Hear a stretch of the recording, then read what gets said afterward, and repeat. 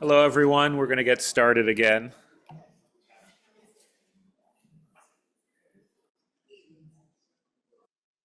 Well, good afternoon. My name is Nick Herman, and I'm the Schoenberg Curator of Manuscripts here at the Schoenberg Institute for Manuscript Studies at the Kislak Center. And it's my pleasure to introduce the final session of the day on the value of the fake, forgery as historical testimony.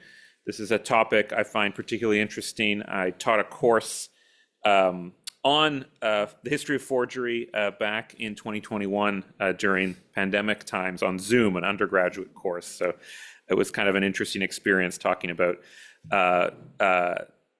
deceptive objects, but without the objects in front of us. And I have brought out a few items in the display in the Lee Library that will be open after 5:30, after we conclude, that are perhaps relevant to this session.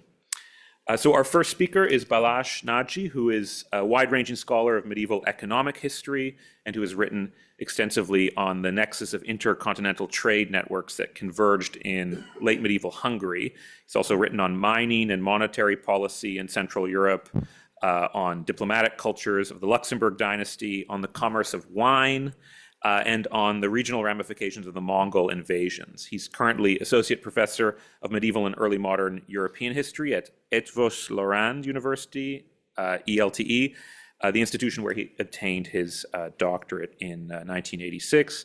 And he's also a founding member of the Medieval Central Europe Research Network and an associate of the Department of Medieval Studies at Central European University.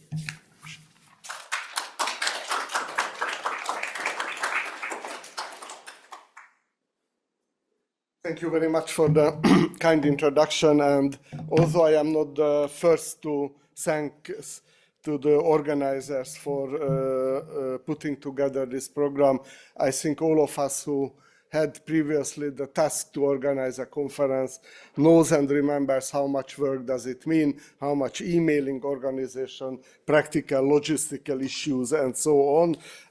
So great thanks to Julia and all of her colleagues who were involved organizing this conference, and thanks also for the introduction. What does forgery mean, and what do authenticity and reliability signify in the case of medieval charters? When can we consider a medieval legal document to be authentic? Is it authentic if the surviving text clearly reveals the issuer intent or not? If by modern standard it constitutes a legally valid document. The question of authenticity and forgery has been present since the earliest periods of document publication.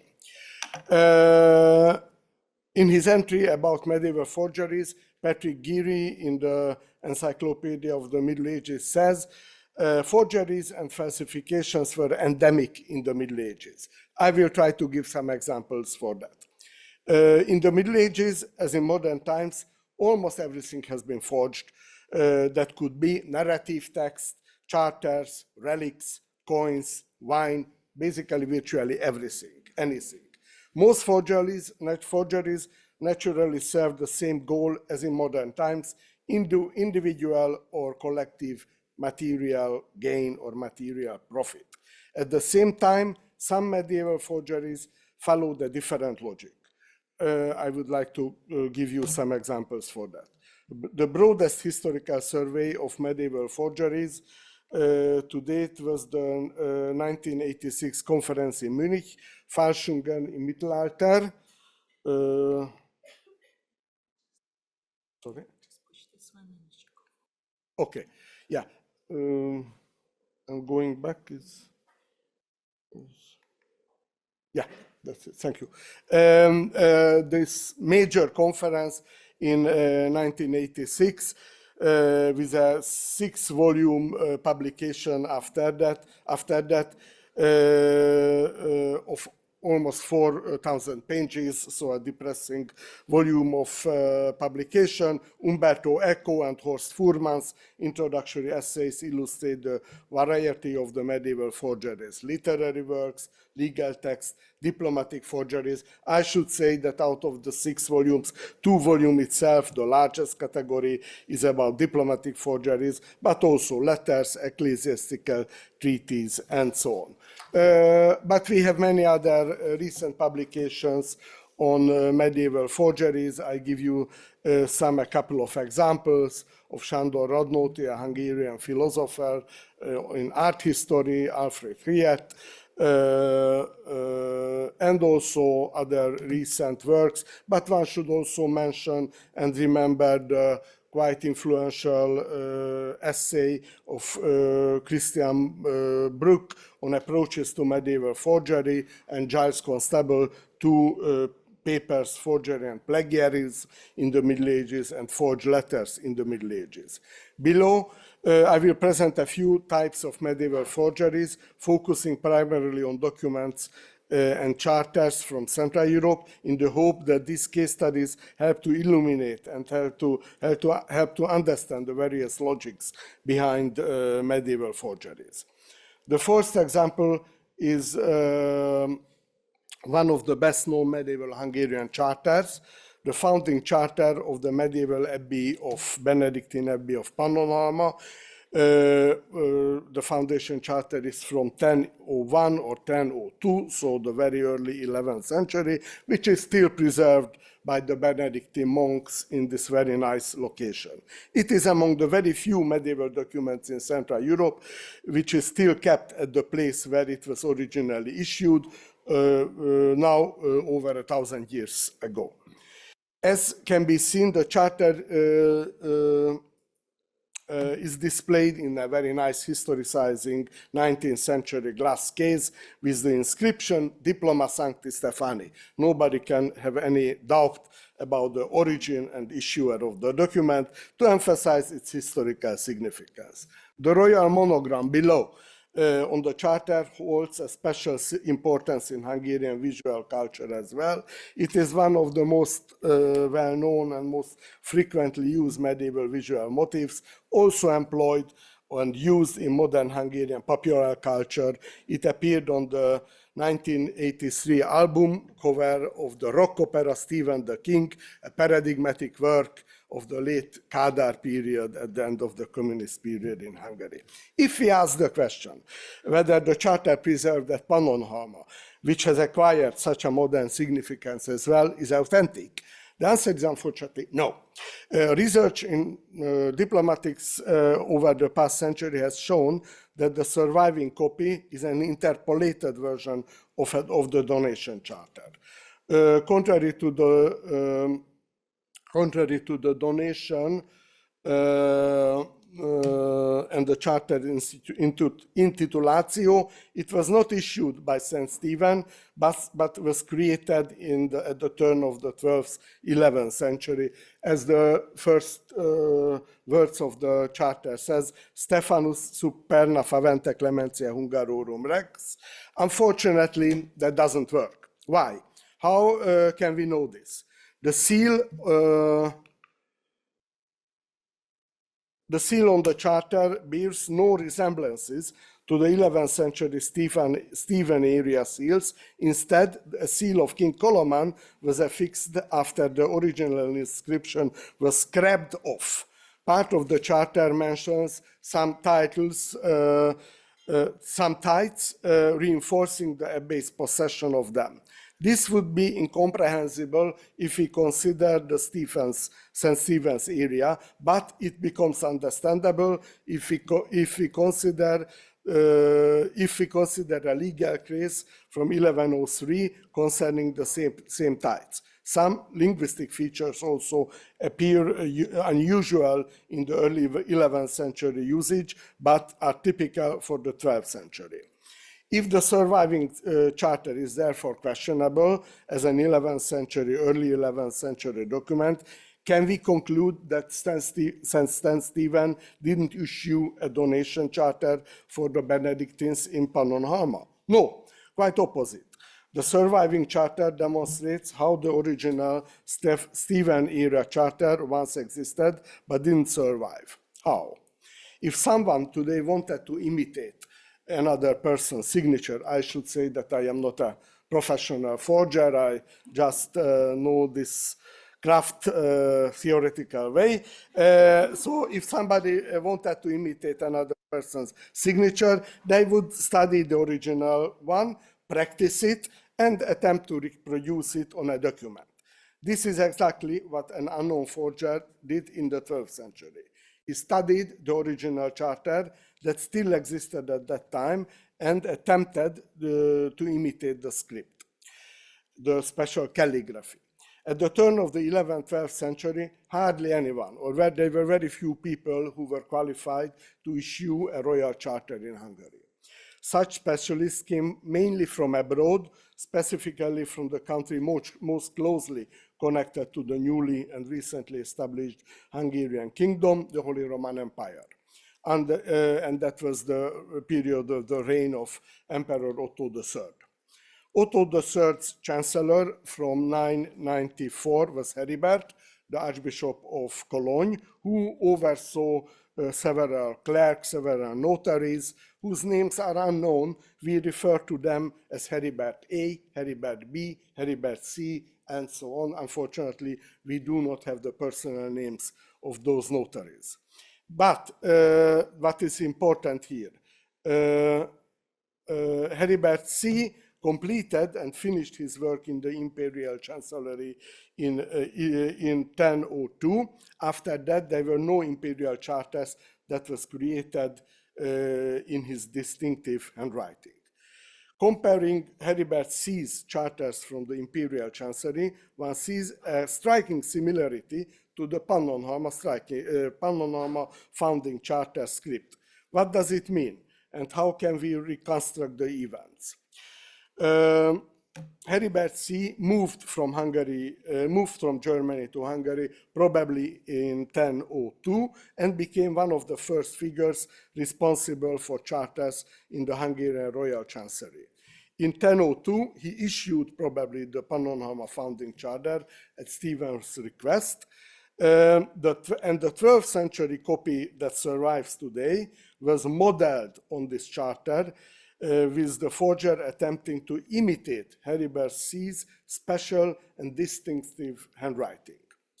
Here you can see this very special longish characters on a charter issued still in the imperial chancellery, and one detail of the Pannonhalma foundation charter.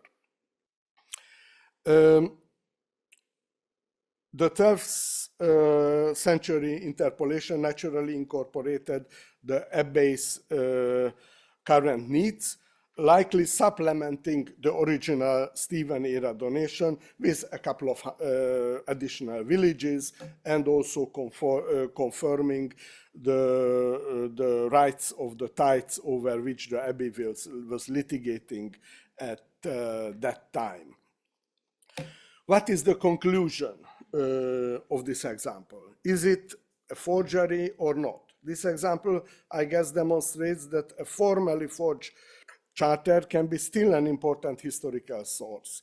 Today, probably the Archbishop of Pannonhalma cannot start a legal case using this charter now at a modern court, but as a historical source, it remained highly valuable, even though it was not issued during the reign of the monarch who was named on it. From the 11th century, it's a very striking number. We have 115 surviving royal charters and very few private charters from Hungary. Out of this 115, only 4 for which we have the original authentic copy and which is preserved in its original form. And all the other 111, they survived and remained in later copies, transcripts, interpolated version, or as a part of a later confirmation. So, of course, somebody studying that period should use these documents as well. After the state formations in Central Europe, administration was almost entirely oral, whether in central, royal, or local ecclesiastical governance. In the 11th, 12th century, literacy, even in the royal court, was very limited. After a successful battle, the king's donation, for example, of a landed estate, was based and was performed as an oral act. I give you this estate, and so on. As we have seen, the royal charters, even the royal charters like the Pannonhalma Foundation Charter, required foreign experts to write.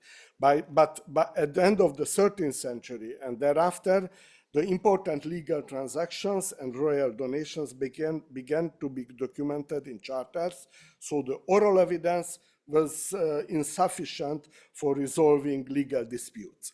During the era of orality, human memory was the main source of proof, and older witnesses' testimony was relied upon due to their longer memory. However, when newly entitled landholders presented charters evidence in disputes appearing in court with elderly witnesses, that became absolutely outdated. Many landowners held land lawfully but couldn't support their claims with a charter.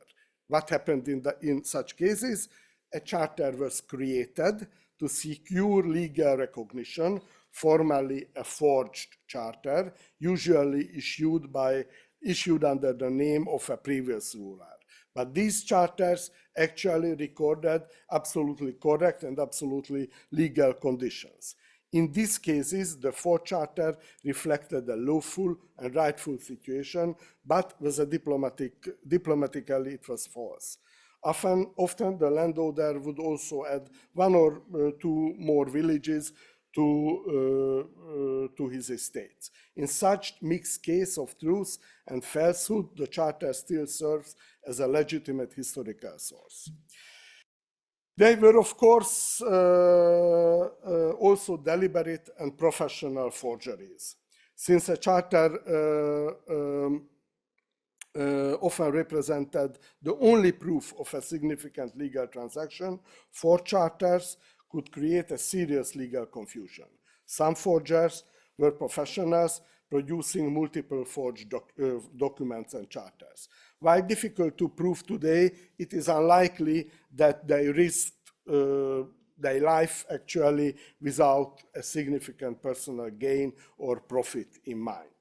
Forgery was common in Hungary from the 13th century onwards, usually in isolated cases in property disputes. Forgers were usually pious clerics trying to legitimize the holding of the abbeys of the monastery. A royal privilege for the sophist. For this purpose, the forgery serves their immediate needs. But by the late 14th century, other type of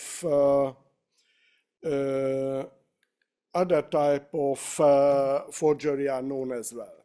In early autumn of 1391, during a property dispute, plaintiff was produced a charter supposedly issued by King Béla IV from the early 13th century, which proved false.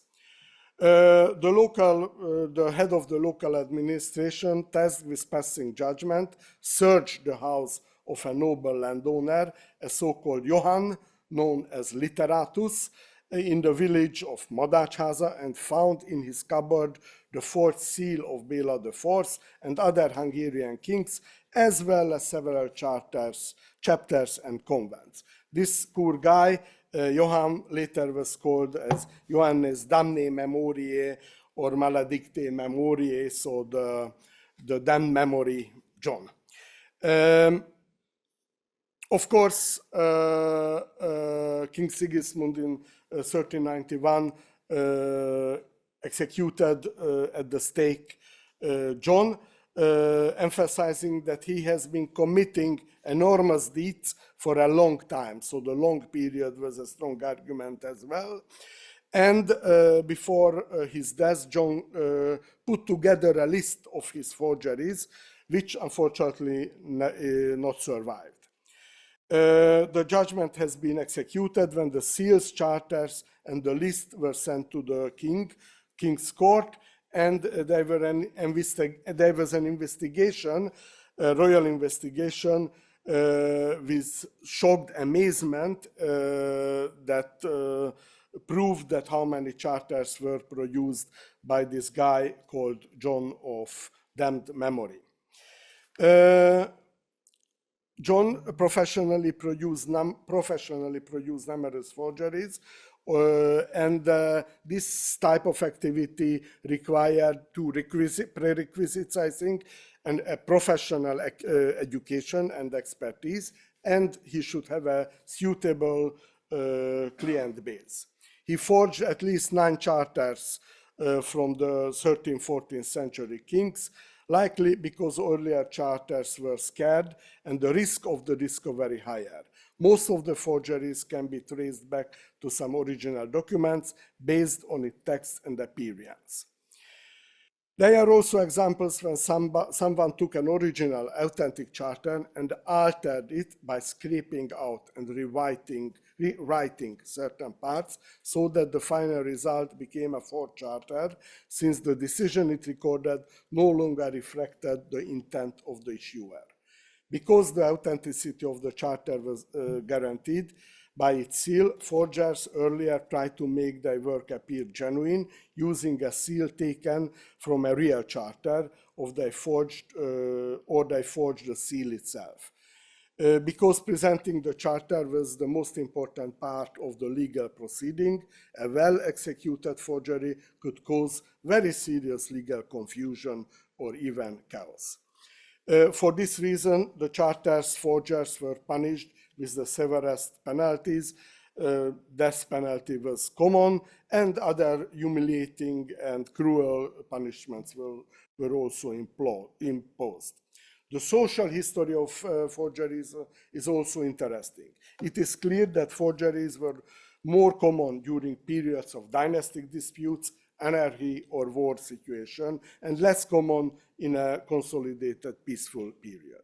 In the late medieval society, it was closely determined who could commit forgeries. Typically, they were individuals skilled in literacy, those who could write and understood the production of the charters.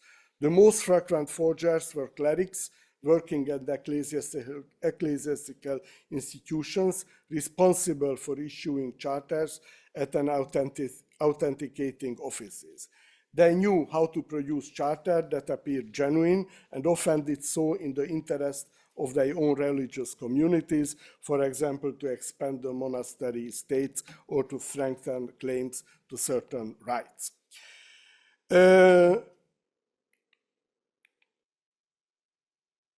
Non-accidentally, King Ladislaus in the very late 15th century prescribed a special punishment for priests who forged charters. They had to be branded on the face with a hot iron. Also regarding forgers who seal forged letters in chapters or convents, all members of the chapter of the convent who are present are accomplices at the time of forgery shall be branded on their forehead and both checks with a hot seal, and in addition they shall lose their benefices because of this act. So a quite cruel punishment was due. We have good examples for charter forgeries in other countries of the region. For example, the Jihlava mining law, the mining town of Jihlava from the Kingdom of Bohemia from 1249 already took into account the possibility of charter forgeries. If anyone has been granted a privilege regarding anything, if the privilege is genuine, it shall be used. If it is false, nothing more is lost than the thing on which the privilege was granted. So it keeps open both options if the privilege is genuine, authentic, or false. There was a public notary from Italy, Hericus Italicus, being active in the Czech Bohemian royal court from the mid-13th century for a couple of decades. He was in the service of multiple Bohemian rulers. And of course, as a part of his service, some forged documents has been produced and has been found thereafter. And for example, in this case, the Franciscan Friary of Prague was committed the task to make an investigation as well. Just to finish, there is a unique legal source for late medieval Central Europe for reflecting the legal practice, and that is the so-called tripartitum, the codification of the customary law of late medieval Hungary, compiled by Stephen Verbőci, who was a judge royal for a couple of decades, and he was really a professional. He is a very professional in all legal issues. In one of the chapters of this codification, it lists the privileges which are to upheld and which are not, and listing specific privileges that should not be observed and which not to be kept. And of course, it is because that, and give a proper list, that there were many forged charters as well in the use of the Hungarian royal court. What can we say as a conclusion? Forgeries and falsifications are endemic in the Middle Ages, and it has been stated by Patrick Geary in what I cited at the beginning of my talk. Forgeries can be a significant historical sources, despite of the fact that they are not authentic documents from the legal aspect. Some of the forgeries included correct and lawful legal conditions as well. Professional, well-prepared forgers who produced dozens of forged documents were active mainly in the later Middle Ages in the 14th and 15th century. Since charters has a very specific legal significance, a well-prepared forger could cause very significant legal confusion. Because of that, there were many attempts to develop proper methods, proper ways of investigation to recognize forgeries. And also one should remember what I just mentioned, that there is a close correlation between the number of the forgeries and the social conditions, political situation in the given period as well. Overall, I think that the medieval society remained largely vulnerable of forgeries, and I guess that is true probably not only for that period. Thank you very much.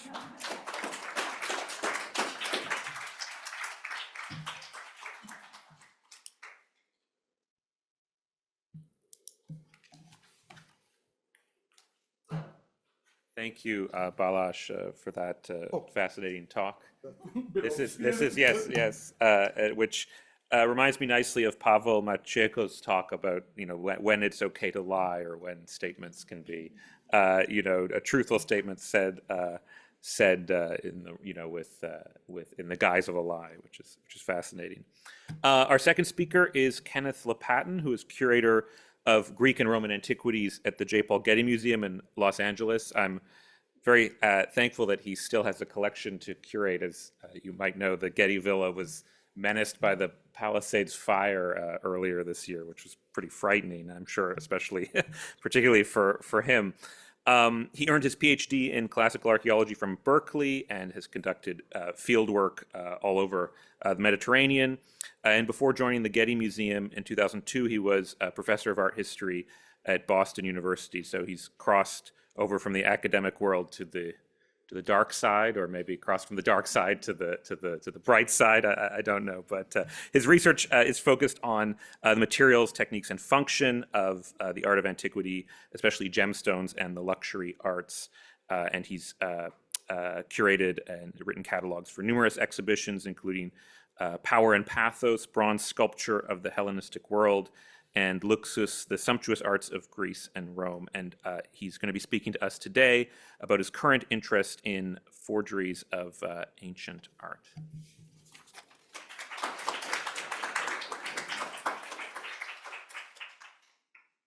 Thank you so much, Nick, for that very kind introduction. And I too must thank Yulia and the organizers for their work. I'm grateful to you, Nick, for the wonderful exhibition, to the Wolf Center. And I particularly want to call out Aaron Bailey and Pamela Horn for their work, at least helping me with logistics, because as the previous speaker said, those of us who've done conferences know how much behind the scenes this takes. I'm grateful to you. And of course, to all of the speakers prior to me, I've learned so much already. Cognizant that I am the only thing that keeps us all from a culminating reception, I'll do my best to keep this brief, even though I have a lot of images to go through. It's one of many paradoxes of art forgeries that we can only know the unsuccessful ones. Any forgery we might discuss, apart from the purely hypothetical, is in some way a failure, or has become a failure, despite whatever success it might previously had. It's been exposed as being not what it purports to be. And with the exception of the historical value of the charters that we just heard about, forgeries are usually viewed as corruptions of the historical or artistic record, and thus museums and collectors, embarrassed by the failures of judgment and often waste of money, regularly relegate detected forgeries to deep storage. For such objects really cannot provide reliable evidence for the periods, cultures, artists, or aesthetic movements they were once thought to embody.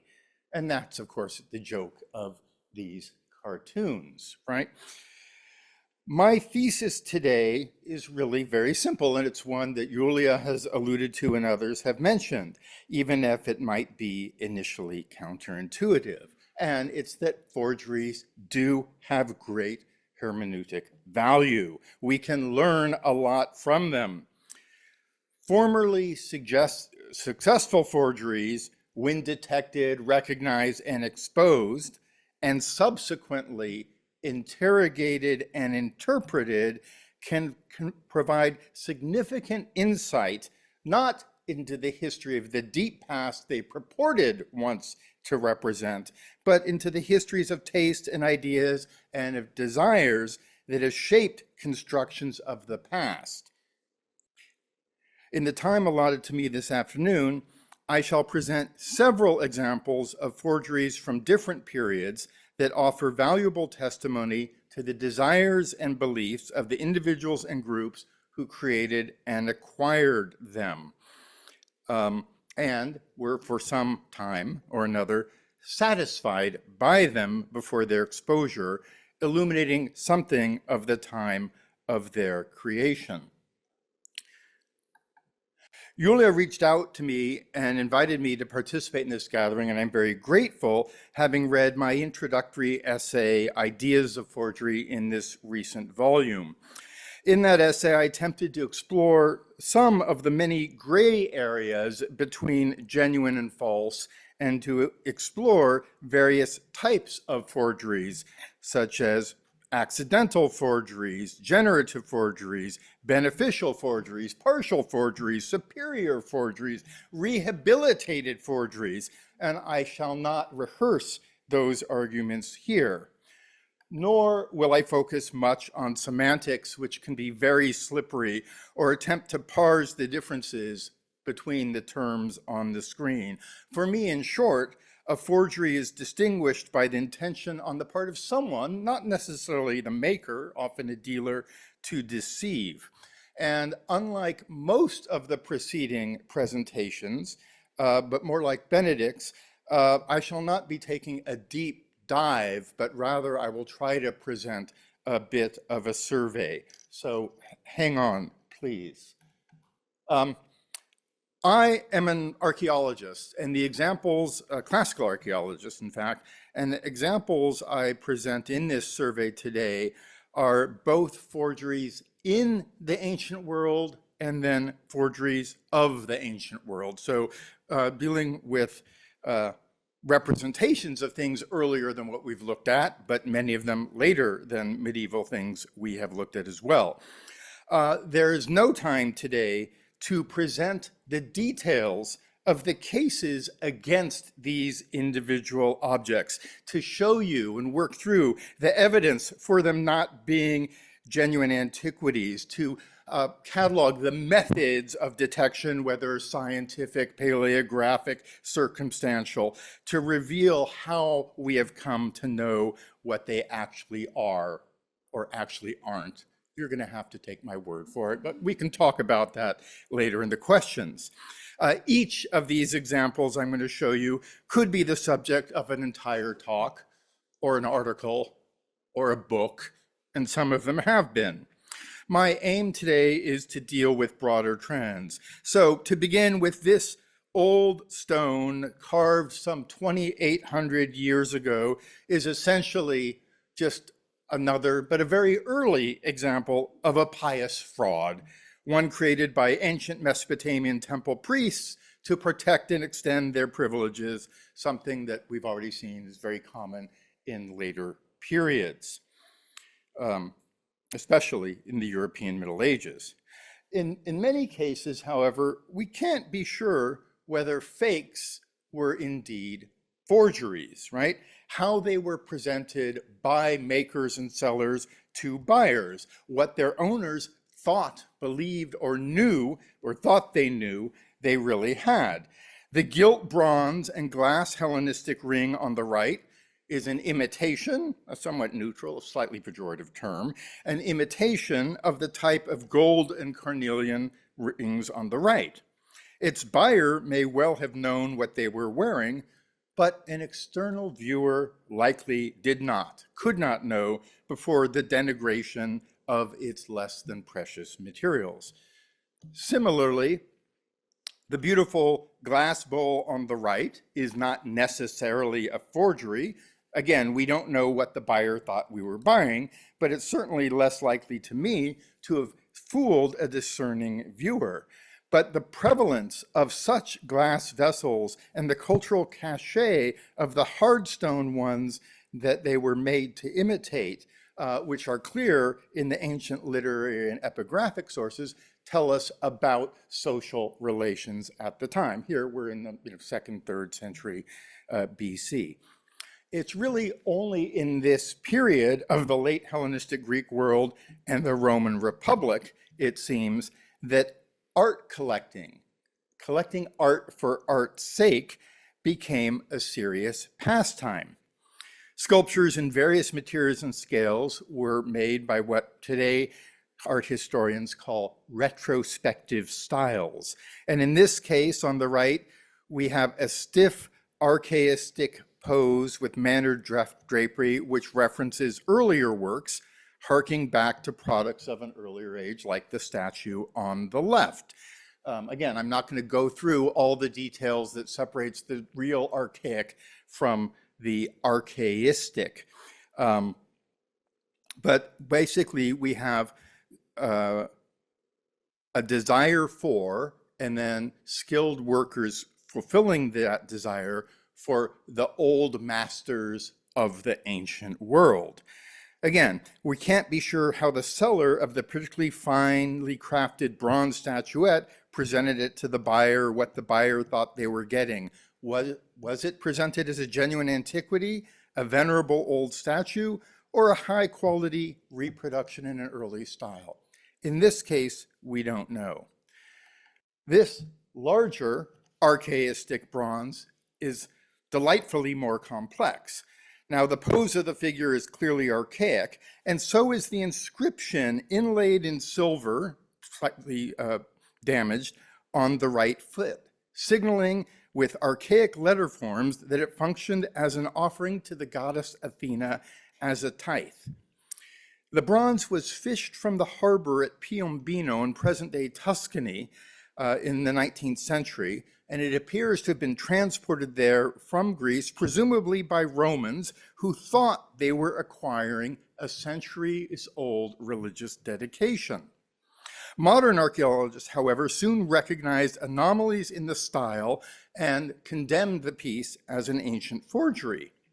However, the lead strips on your far right were found inside the statue, and they complicate the picture considerably, for they're written in a more recent ancient Greek script of the late 2nd century BC, in contrast to the late 6th century BC style of the figure, and they name the artist who produced the figure on the island of Rhodes, where it was likely dedicated in archaic style, in imitation of an earlier work that carried venerable religious associations. Similarly, I would argue that these two objects, carved in Egyptianizing style of precious materials, are ancient Roman artifacts that answer a desire on the part of Romans for old and luxurious products that appealed to ancient collectors of Egyptian antiquities, and of course that appeal has began in Rome and survives to the present day. Whether or not intended to deceive, and I think it likely that they were, given prevalent Roman Egyptomania at the time, they can tell us a lot about prevailing tastes in ancient Rome for Egyptian artifacts and the desire for those luxurious artifacts of the deep past. Moving quickly from forgery in antiquity to forgery of antiquity, the Middle Ages, and you all know better than I think, were not much interested in the artistic legacy of Greece and Rome. Relics relating to Jesus, the apostles, and later saints were, of course, manufactured to meet demand. And this particular crown of thorns, one of many, many, as you know, was recently rescued and returned to Notre Dame in Paris. It allegedly was mentioned in documents by pilgrims to Jerusalem in the 5th century before being transferred to Constantinople in the 10th, and then acquired by Louis IX of France in 1239. Again, another pious fraud. More interesting to me, as a historian of ancient art, is this still rather enigmatic relief, formerly in the Basilica of Saint-Sernin in Toulouse.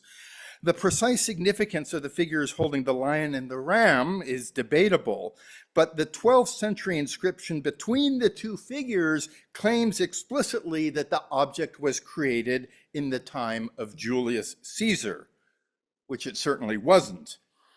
The inscription seems clearly to give the object a pedigree, again, going back to the time of Jesus, but here in an unusual form. Rather different is this stunning ancient cameo, probably carved during the reign of Tiberius. To say that images of pagan gods were not in favor in the Middle Ages is, I think, an underestimate. So this image of Jupiter with his thunderbolt and eagle, I would argue, was conveniently and deliberately or reinterpreted as a depiction of John the Evangelist on account of the eagle at the god's foot, converting this pagan precious object into something worthy of dedication by King Charles V to Chartres Cathedral upon the death of his heirs.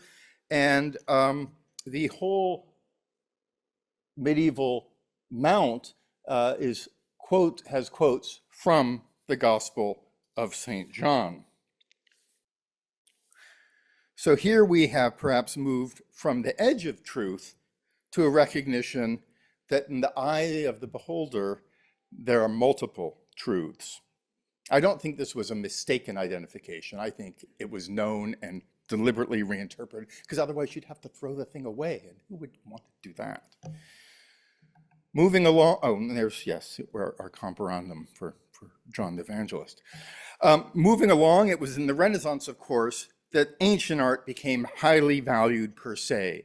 Giorgio Vasari recounts the young Michelangelo, depicted older on your right, carved a sleeping Cupid, not the one on your left, that was sold as an antique. But Michelangelo himself exposed the fraud because he felt he had been cheated by Baldassare del Milanese, who sold the statue for 200 ducats, having paid Michelangelo only 30 scudi.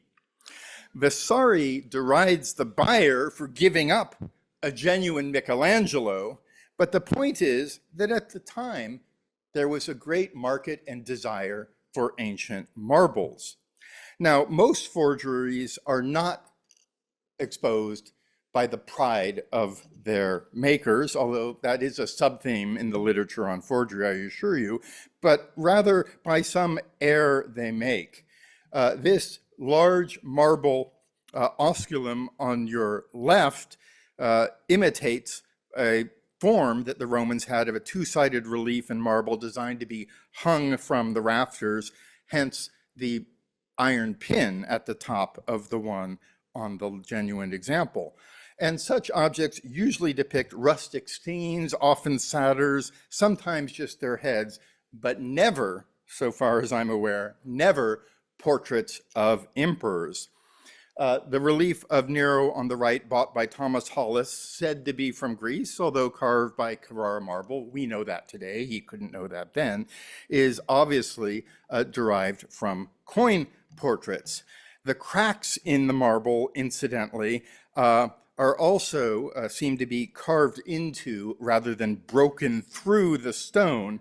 But such items as these were clearly created to satisfy the desires of collectors to possess galleries of Roman emperors, particularly to have complete sets of the first dozen, the 12 Caesars. And Nero, incidentally, was not always considered such a bad emperor as he is today. His early years were considered a period of good rule and great promise, and he was always lauded as an exceptional patron of the arts.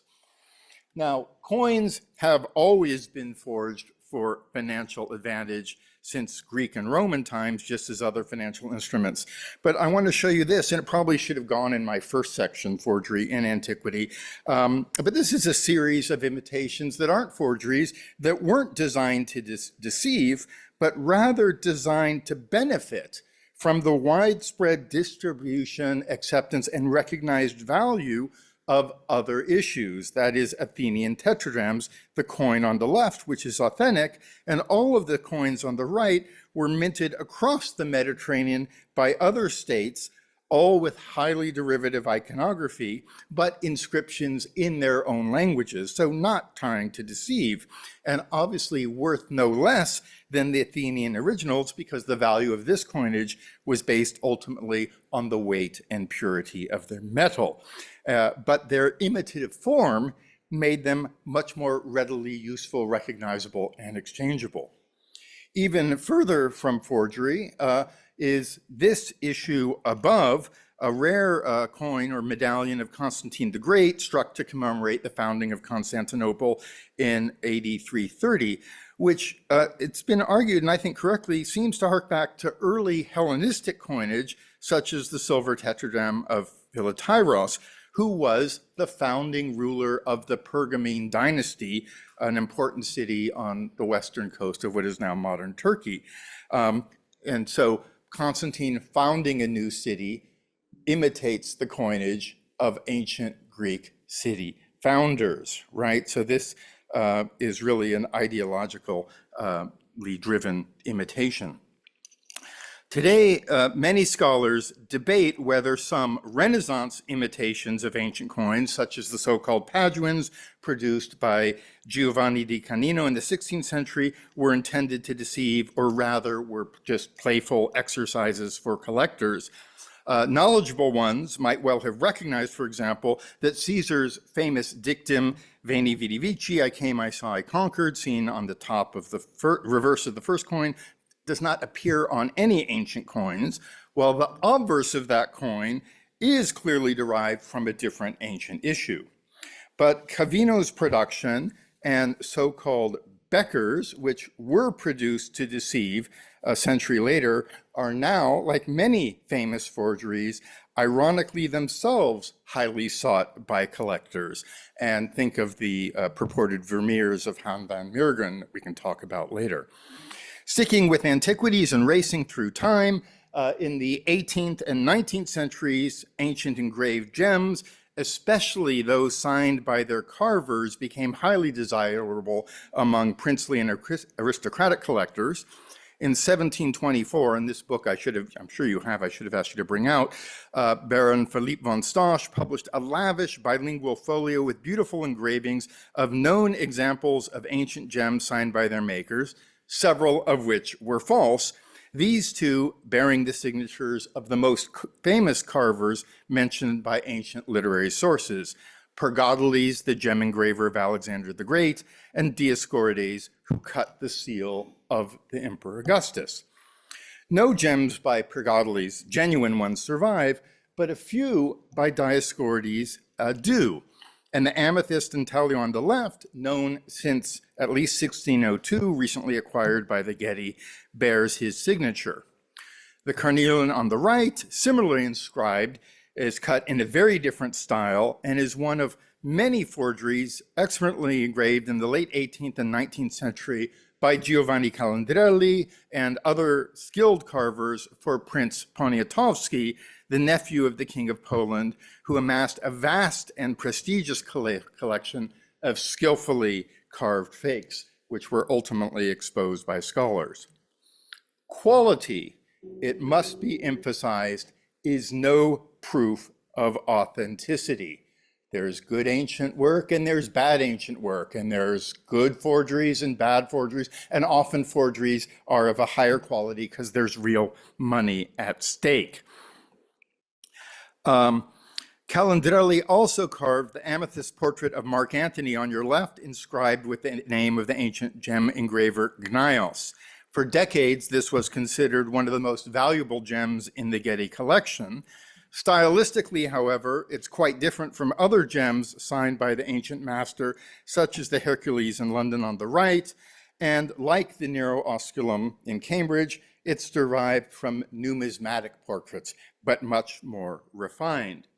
The full story of this gem, which I published a few years ago after spending much of the pandemic working on it, is fascinating, for it seems that this Mark Antony was actually carved as a pendant to another gem, really by Gnaios, now in the Metropolitan Museum of New York, but then in an Italian collection that was then considered to be a portrait of Cleopatra, right? That the amethyst went undetected for so long has to do with its high quality and the great authority of scholars who initially discovered and endorsed it, and of course, the desire of many to believe. Continuing quickly with this chronological survey, the rediscovery in the 18th century of the cities buried by the eruption of Mount Vesuvius excited European intelligentsia and created a whole new market for fake antiquities. The kings of Naples and the two Sicilies kept tight control on finds from Pompeii, Herculaneum, and Stabiae, reserving them for their own royal collections and diplomatic gifts. Limited supply naturally increased demand, and forgers stepped up to meet it. Here I show you two fake Pompeian frescoes acquired on the black market by French collectors, now in the Louvre. Similarly, ancient genuine antiquities were enhanced by false but illustrious provenances, something that is only increased to the present day. One of my favorites is this genuine bust of the Emperor Septimius Severus, formerly in the Campana collection, purchased by the Louvre in 1861, said to be from Herculaneum. Yeah, laughter. How could a portrait of an emperor who ruled from AD 193 to 211 have been recovered from a site destroyed and buried by the eruption of Vesuvius in AD 79? Still, this false Herculaneum provenance, adding, I think, unnecessary prestige to the object, was somehow unthinkingly repeated in scholarly catalogs and the object's gallery label until quite recently.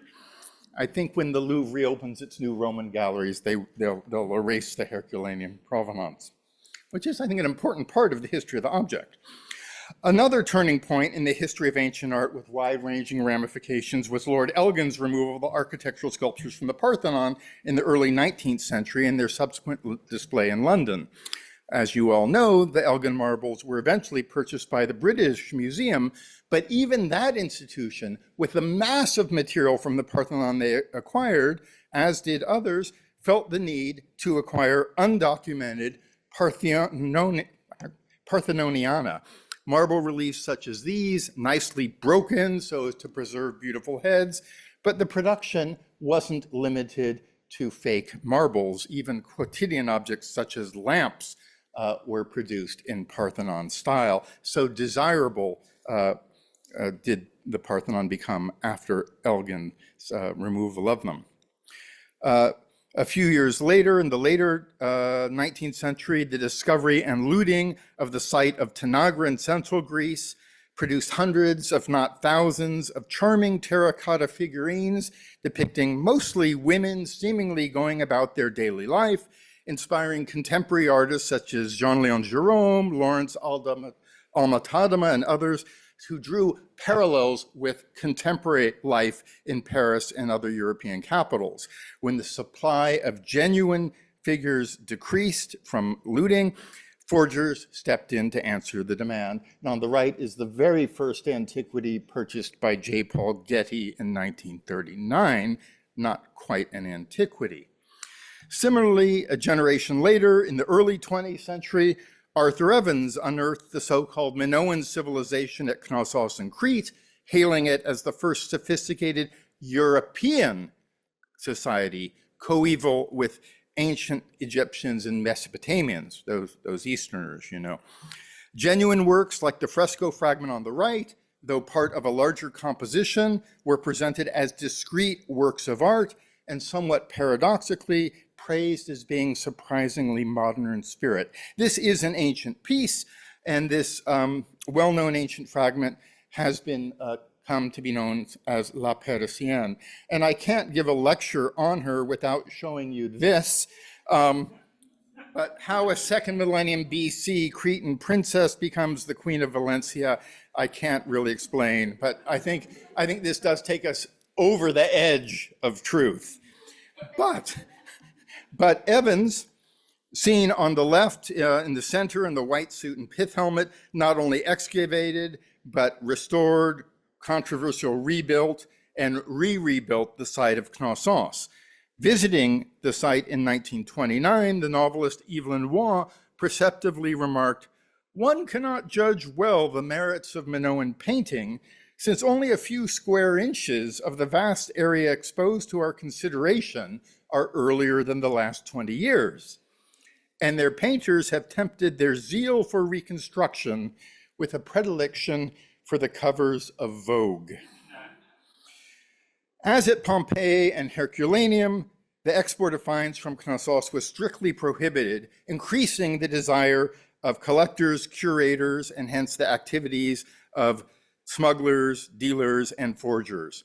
Evans himself purchased in Paris 2 Minoan ivory boy gods, one on the right, which he cherished, and it's featured in the portrait of him on the left, and he associated them with other so-called Minoan ivories with false Knossian provenances. The forgers, it turned out, worked for Evans as restorers. And years later, his friend, the German archaeologist George Carreau, observed, quote, "These skillfully produced works always had to fit excellently with the results of Evans' research regarding Minoan religion. And he had no doubts as to their genuineness because, as he wrote to me once, nobody yet had knowledge of his still unpublished results. That men to whom he must, after all, have indicated some of those results would repay his benevolence over many years in such a malevolent way was to a man of Evans's character wholly incomprehensible. As the 20th century wore on, the craze for Minoica soon gave way to Cycladica, seemingly abstract white marble statues that greatly appealed to modern artists like Modigliani, Brancusi, and others. But when they were first discovered in the 1880s, such figures were considered primitive and crude and were relegated not to art museums, but to natural history collections. But once they were lauded by contemporary artists, they were highly desired by collectors and art museum curators. And when the supply of genuine looted material from the Cycladic Islands diminished, forgers stepped in to meet the demand. And as with Tanagra figures and many others. And here I show you that authenticity of Cycladic figures remains a major issue for scholars and institutions dealing with this material. This is a problematic statue from the Stern collection, recently put on display by the Metropolitan Museum of Art. To wrap up, although false objects cannot reliably inform us about the ancient past, and if not recognized, can certainly mislead us, they can also provide significant information about how the past is viewed and influence how it is constructed. So too, concocted stories about genuine objects. I've shown you a few and close with this. In 2011, to burnish his He-Man image, Vladimir Putin went diving in the Black Sea and recovered ancient amphorae barehanded, right? These are genuine objects, but they, of course, had been planted for Putin to rediscover. Removed from their actual find spots, they tell us nothing about ancient trade, economy, or society, but they do reveal quite a lot about the image that Putin and his circle thought to promote. Thank you for your attention.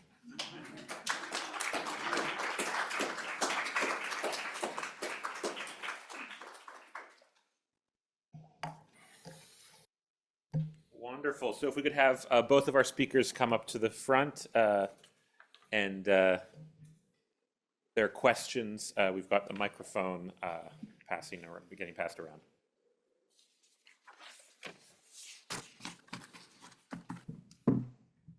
Yeah, there's a reception. The last session. So thank you for these fabulous talks. I was wondering if you could speak a little bit to the line between copies and forgeries, because I can imagine many forgeries being kind of student exercises, right? Or other less nefarious than, you know, the evil forger trying to kind of like dupe people. Right. So how do we use the material evidence or other kinds of evidence to find some ways of getting at that? Well, one of the categories I mentioned is the accidental forgery. It's the object that wasn't created as a forgery, what was created as a copy, a student exercise, an imitation, a work of art a la antica, but then somehow loses that identity and somebody, knowingly, nefariously or not, then starts presenting it as something as it's not. So, you know, the object crosses a line, or somebody carries the object across the line. And, you know, these definitions are really hard: copy, replica, facsimile. Counterfeit's good because it has that negative pejorative in it, as does fraud. Fake, you know, you have costume jewelry, they're fake, but people aren't being deceived by them necessarily. So it's a matter of semantics. And if you start reading a lot in the literature of forgery, you'll find that it's garbled. And, you know, I have my definitions that I try to line up, but other people don't. And then, as we've seen, you also have copies that can stand in for the original, and they're not necessarily, well, that's for you to answer, you know, how you draw that line. Because you talk about the useful forgeries as real documents. I see them as documents of the later period. Yeah, so they are actually forged documents which are legally not correct, but reflecting the Yeah. absolutely the real and lawful conditions. So There's also a whole phenomenon of skeuomorphism of objects that seem to reflect lost objects in other materials. And a super controversial example of this are some scholars who think Athenian red figure vases are imitating gold figure vases on tarnished silver that we have very few of. And so you have an object that survives that is a copy or an imitation that reflects something we don't have. And I think that's different from a forgery. But again, we're talking semantics. I would like to micromanage the discussion. Oh, Can I, yeah, can I? go ahead. Yeah, sorry. Okay. So I think the last talks paved the way for another conference on the edges of forgery. So my question is, I had a very similar question, but so I'll ask it because I don't want the semantics of it, but more the market. And so if I go to a museum today, art museum or British Museum, for example, then I go to the shop, I find jewelry in the style of Roman or Greek jewelry, ancient jewelry. When I buy those things, I'm not buying a fake because it's clear what they are selling and what I am buying. And so that transaction, I think, is very important in the history of forgery. So the question is, when do you see that, and we see this historically, for example, in our collection at Yale, we have an Islamic astrolabe that is in the style of a Persian astrolabe from I think, 12th or 13th century, but it was made in the 17th century. It wasn't a forgery. It was a tribute to the golden age of Islamic culture. So when do you see that kind of market emerging for copies, let's call them, for lack of better ideas right now, copies that cater to this interest for the past, but they are not transacted, sold, offered, purchased as fakes? Yeah, I think you get that where I began with Hellenistic and Roman period. I think some of these pieces of very high quality of precious materials could be sold to collectors as more ancient artifacts, so were fakes. Pliny the Elder talks about a very ancient little statue of Artemis at Ephesus that Pliny the Younger, sorry, that he pays a fortune for. It's probably a fake. But many of these Roman archaizing or classicizing statues that we have, you go into any museum and you see Roman marble copy of Lost Greek original. They were tributes. The style carried connotations and people wanted to collect these things. And you had very famous statues. And a good example is the Doryphoros of Polykleitos, the spear bearer, who's the Michelangelo's David of Greek antiquity.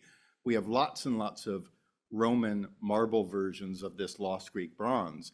We also have, from a villa on the Bay of Naples, we have a bronze bust of that statue, and it's inscribed with the name of the artist. And it doesn't say Polykleitos of Argos made this. It said Apollonius, the son of Archias of Rome, of Athens, made this. So it's like a fancy souvenir. It's like people who get Mona Lisas and bring them home.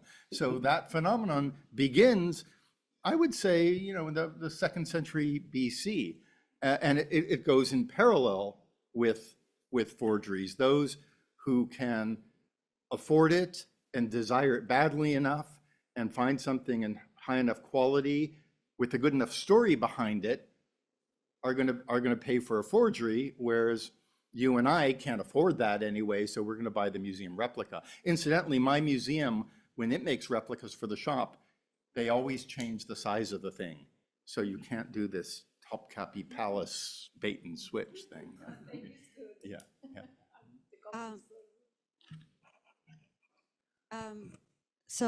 Take two. One of my original scenarios for this conference was just solely conference on forgery.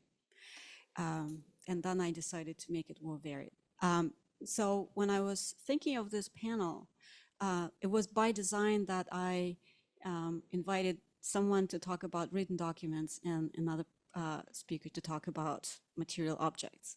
And I was hoping for maybe a conversation about how you find, now that you've heard each other's talk, if you can reflect on, and you have already started, I think, doing that, what are the differences? And obviously, you know, a lot of things, the fact that how we take the written word and the object and what's worth that, there's legal aspect and there's aesthetic.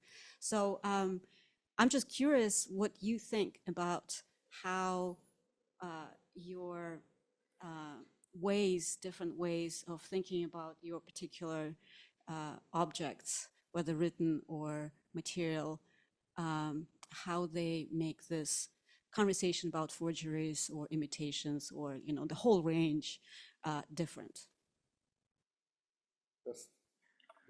Well, I was very intrigued by your paper because I think my starting point is, you know, we can't trust a forgery. It purports to be something it isn't, and you know, it's a corruption of the past, and you know, it's a good thing to put it in the basement unless we can really explore it, and then we can bring it up as an artifact, whether physical or written, of a later period's desires and constructions. You found a way to sort of see through that, to find value through, I mean, could one say that your forgeries are less forgeries and more copies of documents we don't have, and that's, so they have that replicative value, but when do they cross the line to invention, and that's where they become unreliable? And you have a whole corpus of charters, so if they're just changing the name because some landowner needs it, but it's otherwise copying a historical document, then it's a valuable testimony to history, right? Whereas my forgeries are not valuable testimonies to history, they're valuable testimonies to the recreation of history. Thank you. So I think one should be individually defined: forgery, imitation, replica, falsification, and so on. For me, one part, it's an absolutely fascinating historical study or historical approach, since it helps you to understand the emergence of a document and so on. But on the other way, I should say that, of course, we are speaking about this topic now in 2025, if that's still correct. And of course, one should remember the recent forgeries, the recent creation of history, the putting together historical facts in a way which are unauthentic and so on. Of course, here our topic and our approaches were historical. You were speaking about ancient art and so on. I tried to give some examples for the Middle Ages, but of course one should keep in mind that the business is going on, and we have similar analogical phenomena in our own time.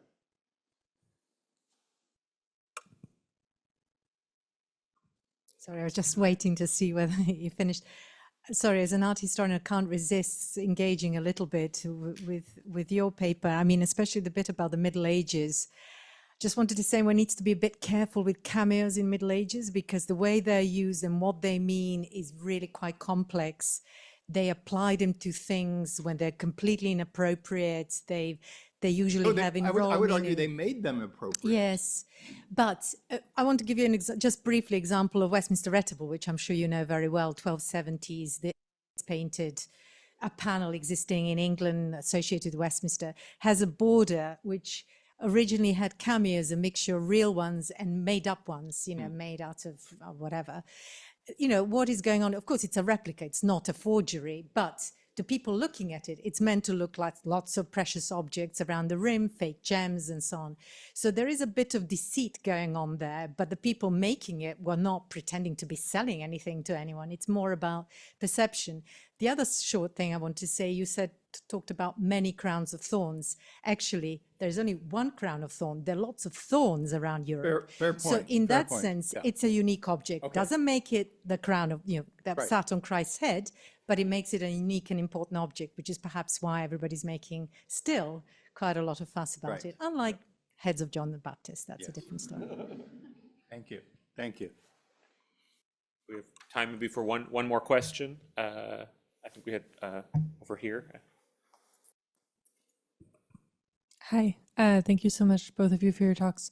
I am struck by the temporal range of both of you, that you have the 15th century law ordering the branding of people who forge seals, and then I think you had a 5th century forgery of something that was supposed to be 2,000 years earlier. So are we meant to take away from this, that from the two of your talks, that deceit and the desire or obsession with authenticity are eternal to the human condition, or is there anything that's historically contingent about it? I don't know if I would go back to the caves, but there's probably a New Yorker cartoon with cavemen, debating authenticity of cave paintings. But I think it goes way back, because bottom line, there are lots of motivations, wounded pride, scholarly expertise, getting reinforcing privilege. But the basic motivation, is gain, as you've said in some way, and that goes way back. So the one I showed you from the British Museum, ancient Mesopotamian, is the earliest one I know. I don't know of, and that one's clearly a forgery meant to deceive. I don't necessarily have ancient Egyptian examples. I have the Roman Egyptian. So I think it goes back pretty far.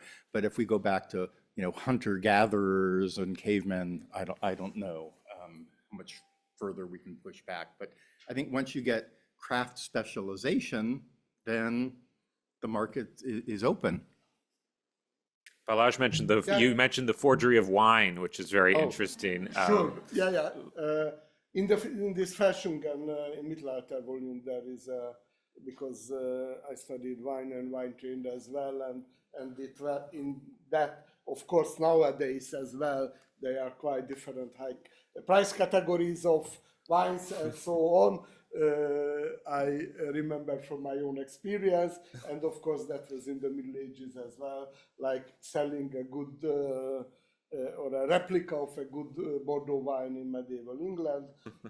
It could give a good profit for you. Just one very last comment. So yes, you mentioned gain as well, but somehow I have the impression, and yes, probably we can have examples for forgeries and imitations from all different historical periods as well.